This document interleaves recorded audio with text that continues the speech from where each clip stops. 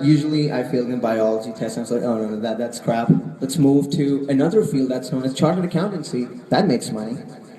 And I flunked O-level accounting and that dream dropped too. Then I moved on to like, oh no, my real strength is basically I am going to be a CEO of a company. And that's what I'm going to do. So I'm going to work hard, I'm going to get good O-levels, A-levels, and I'm going to go to the best business school because that's the way I'm going to climb the corporate ladder. Everything was fine. Perfect. LUMS is great. I'm in the sophomore year. I had my small business, wedding photography. I am TAing, I'm making money, I'm teaching tuitions. And you know, I was in that phase. I was very close to where I was going. I knew that life is finally settling down. But then one incident changed everything. I fell in love.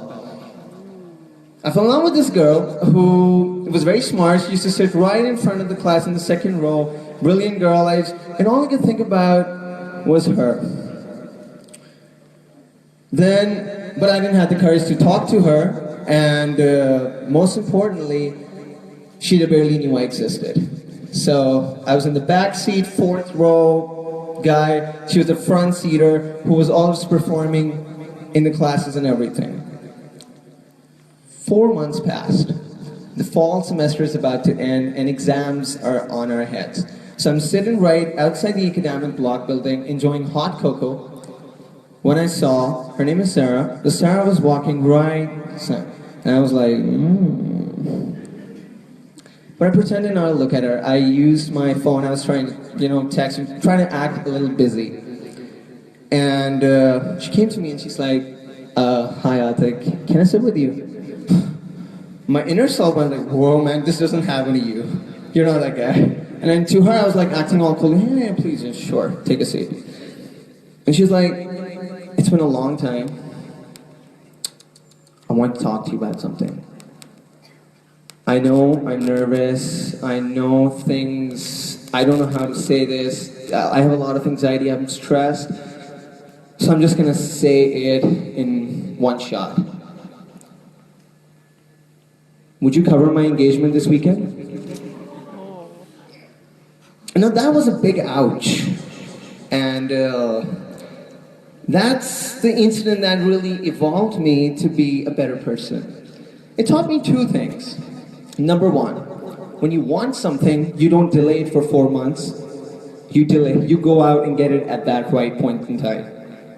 And number two, there's a difference between liking and loving something.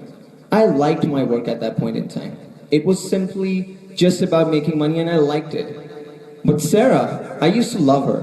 When I was with Sarah, I forgot about work, I forgot about everything in my life. When I was at work, I was still thinking about Sarah. And that's where the difference was drawn. But why wasn't I able to understand that in the first go? And when I introspected into myself, the problem lies with how we all individuals are groomed. We have one model of success. We have all been there, right? Our parents tell us, okay, so do hard work, live a good life. That's all we get at homes, right? Show of hands, how many people have heard this from their parents? Yes, hard work, you're gonna succeed. The problem with this framework is it only has one outcome attached to it.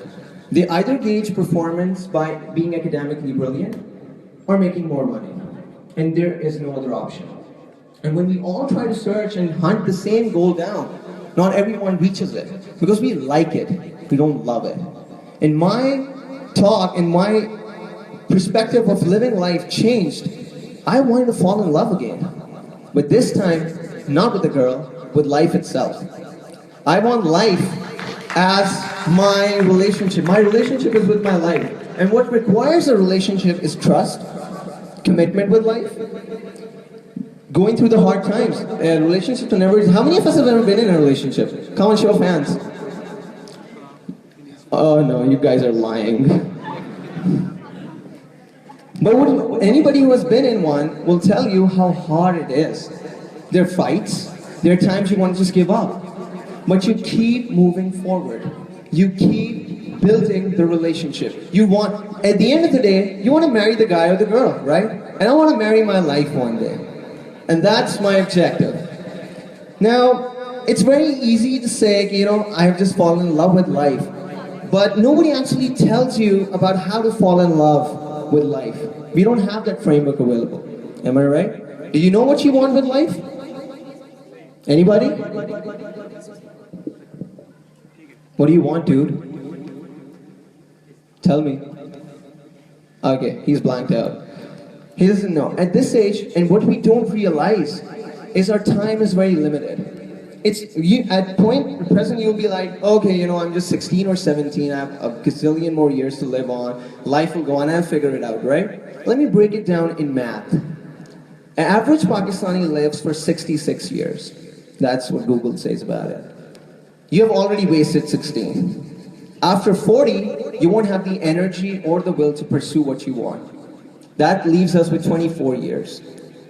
You spend 8 hours sleeping, driving, talking, eating, and that takes about 12 hours of your life per day.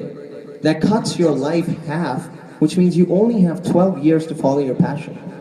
Your 66-year life only has 12 years in which you can actually make what you want to be. And you're going to spend that doing something you don't even love? That's not a fair trade for me. I don't like that. And I don't want anything for you guys as well. So, how do we fall in love with life? How do we find what interests us? What is our inner core? Do we know what are we made of? Why are we in this universe? Why God has created us for some reason? Do we know that reason? So I researched a lot on this formula. I've tested it on people. When I came up with this 3 simple steps, they're just 3 simple steps and nothing more than that. And if you take them today, I can promise you, if you apply them in your life, you'll not only be more personally effective, but be a better human being overall. So step number 1, meditation. It's basically called disconnecting with the world. We are all surrounded by noise. Every day we walk out, we think opinions, we hear opinions.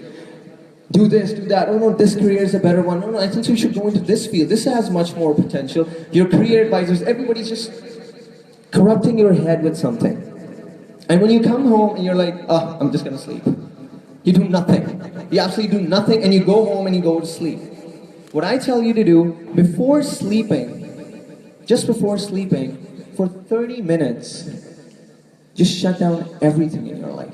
No phones, no mom, no dad, no friends, no nothing, no internet, no Facebook, just you and your core. And let me just try this. The heart is a very, very powerful organ. It creates emotions for you, right? And we don't listen to it. And if we keep silence for just 1 second, you'll be able to hear your heart beat. And you're gonna ask your heart one simple question that will solve each and every single problem of your career or whatever that's troubling you. What's that one thing that you're gonna do in life, even if you're not paid? Nobody's gonna appreciate it. It's just you doing that thing and it makes you happy. Ask yourself this question time and time again. It will take 4 months, a year, 4 years, 10 years.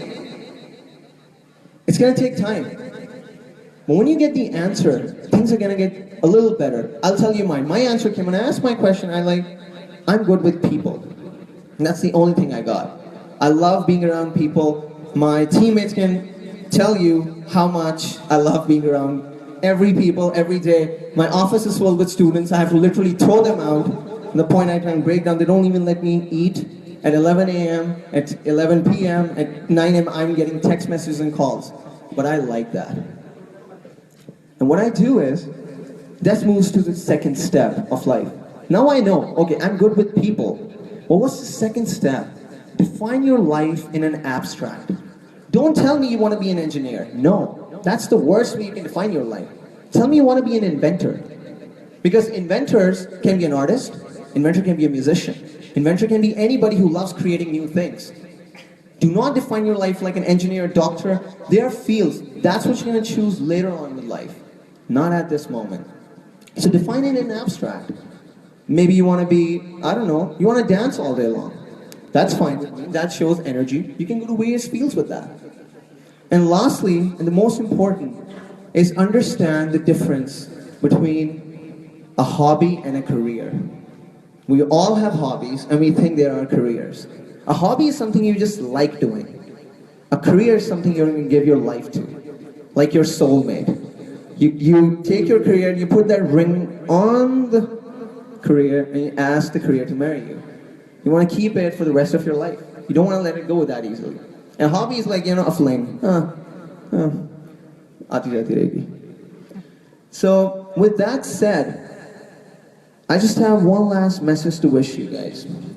You are the captain of your own ship.